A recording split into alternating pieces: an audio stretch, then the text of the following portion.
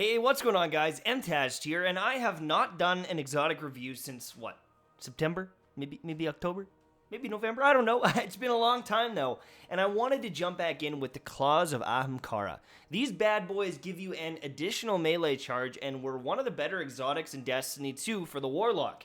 If you were on the Sunsinger, you could run around with 2 melee charges and instantly kill your target, as well as get a beautiful overshield for your character. Or you could run around with double melees on a Stormcaller and absolutely map people across the map with a shotgun/melee combo. So, are Claws of Ahamkara god tier in Destiny 2? Unfortunately, not really, because most of the melees in this game got completely neutered going into Destiny 2.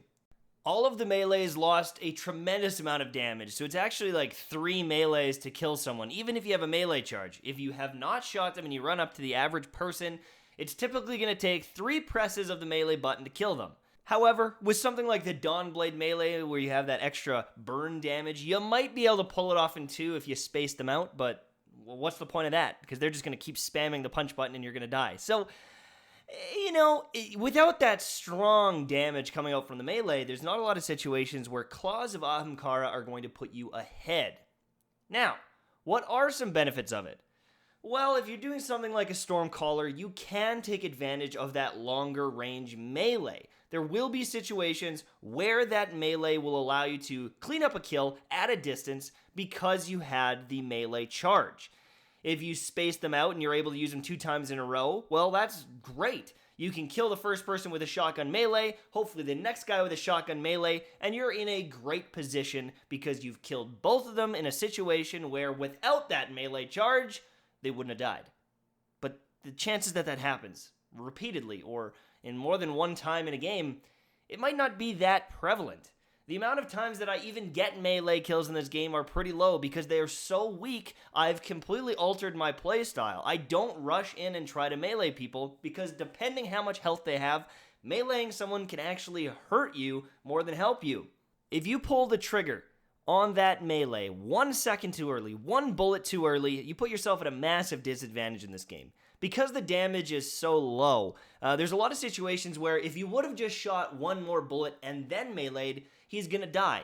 And I mean, you could say that about Destiny 1, but it was never really an issue. In Destiny 1, when you'd run up and melee someone, you knew, for the most part, it was going to kill them in most situations that you do it. In Destiny 2, there are a lot of situations where I question, wait, what?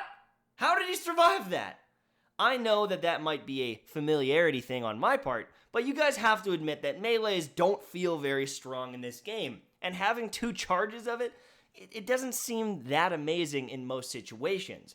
On the Stormcaller, yep, there are some situations where you can come out on top because you have that Stormcaller melee. There are some situations where, yes, you might be able to 2-hit melee someone with a Dawnblade melee. And yes, there may be situations where you space out your melees enough that you get Devour twice on a Voidwalker. But there is also a very, very good chance that if you would have just had 1 melee charge, most engagements would turn out the exact same way. In most situations, you're not going to be meleeing people all day long because, as I said, it is pretty weak, and you shouldn't be running around meleeing people like it's Destiny 1 because you're going to lose more games than you're going to win. I will guarantee you that. Because of how slow people play in this game, there is a lot of hard scoping on the map. Now, this is a dumb push by me, but I was never going to get over to that guy. He was looking down that hallway waiting at me. Waiting for me. Now, I know I'm making excuses. I know that I'm giving examples of where it's not going to work. And, I don't have the footage for it. But after playing so many hours of this game, and after playing with this for an entire day pretty much yesterday and a bit today, it just hasn't come out on top in situations where I'd hoped it would. They just don't have the oomph that they had in Destiny 1. With the neutering of the melees, they really neutered this exotic. There isn't a cool overshield that you can get on the Dawnblade anymore. Melees don't map people across the map and do half their HP like they did in Destiny 1. It's not the gloves' fault or the claws' fault. It's just melees aren't as good. Now, I don't want to be like, oh, this sucks dick. These are terrible. There's a use for them. If you like to shotgun melee, yes, Absolutely, these can be good, especially, I would say, on the Stormcaller. I think Stormcaller is probably the only class I would use these on long term because I think they have, some value there. But overall, I'm not the biggest fan of this exotic. But it's not bad, it's not terrible, it's just not as amazing as it used to be, okay? And I guess I don't want to deter you if this is your exotic. I don't want to deter you if this is, your favorite exotic. Don't unequip it just because I don't like it. You might love it, right?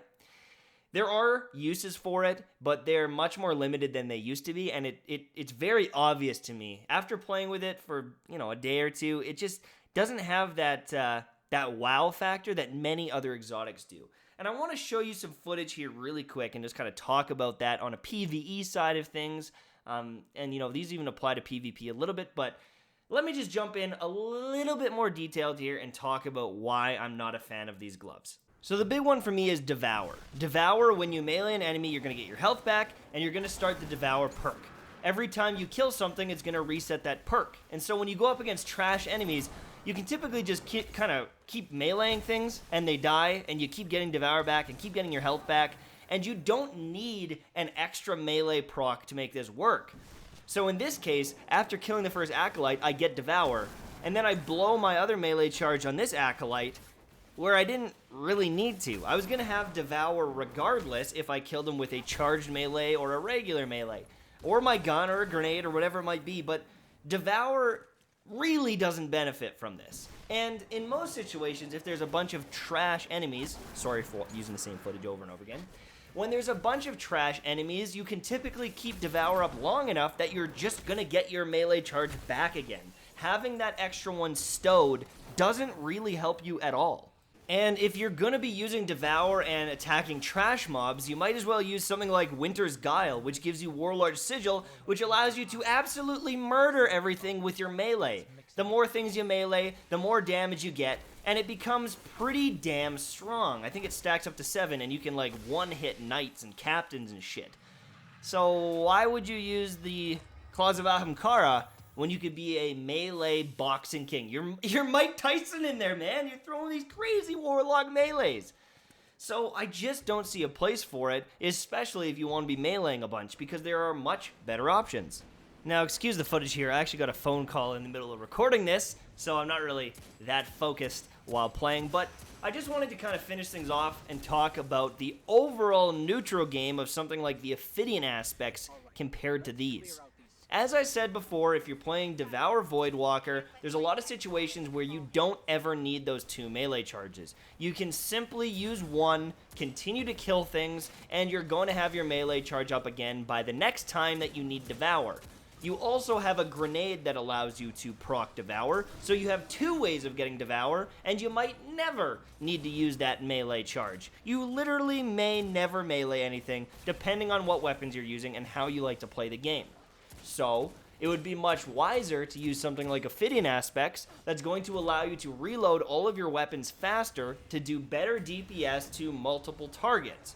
On top of that, Ophidian Aspects also give you increased melee distance. So if you're playing on something like a Stormcaller, it's going to be even more nutty how far you can melee them.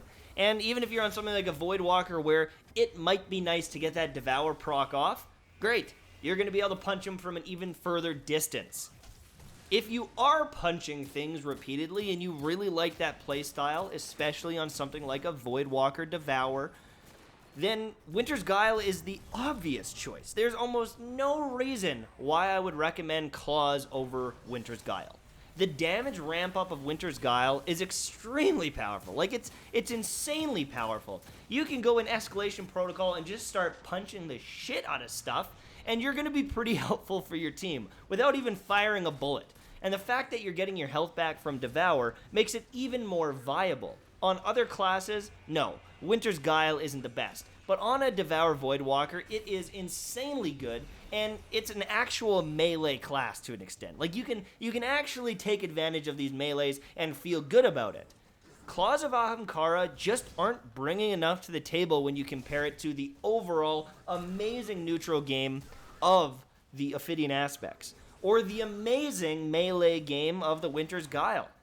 You are not handicapping yourself using Claws of Ahamkara, but you're not bringing a ton of utility that's going to change the game and make you feel powerful. Now, if Dawnblade had that crazy shield when you meleeed something and allowed you to tank, extra damage because of it, things like that, yeah, that might be a lot of utility. That might be something that you want on your character. But as it sits right now, with the limited amount of damage and the limited amount of utility that any of the melees really bring, Claws of Ahamkara are nice to have, but they're not amazing to have. They're a decent exotic, but they're not something to be freaking out about if Xur is selling them. They're not a thing you write to your mom and say, "Mom, I got the Claws of Ahamkara!" There's a multitude of other exotics for that. Thank you guys so much for watching. Hopefully I wasn't too blunt on this bad boy, but I wanted to give you guys my honest opinion. If you want to see my thoughts on the Ophidian aspects, click the little link right there in the middle of the screen, and you can watch my review on that. Thank you for watching, and I'll see you soon, my friends. Bye-bye.